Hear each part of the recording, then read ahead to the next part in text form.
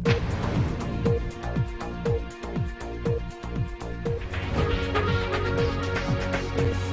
वालेकुम, welcome to my channel. आपकी host सबा मलिक। खबर शामिल करते हैं कराची से।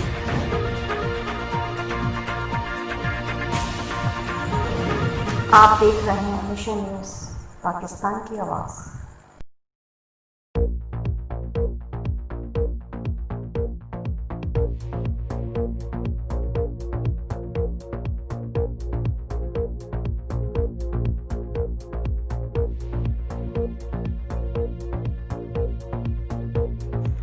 सरदार गुलाम सरवर की जानिब से सरदार हाउस आने पर पीर सखी सैयद सुल्तान शाह काज़मी साहब को दिल की गहराइयों से खुशामदीद कहते हैं।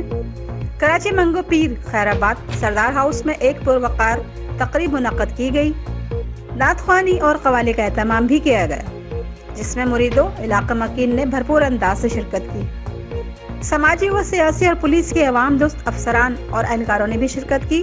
Report Shahid Hamid, mission news Karachi.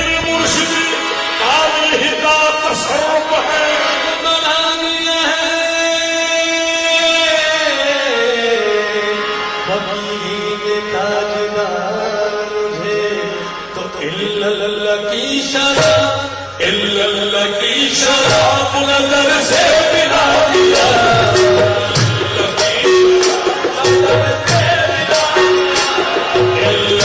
की शराब नजर से पिला दिया।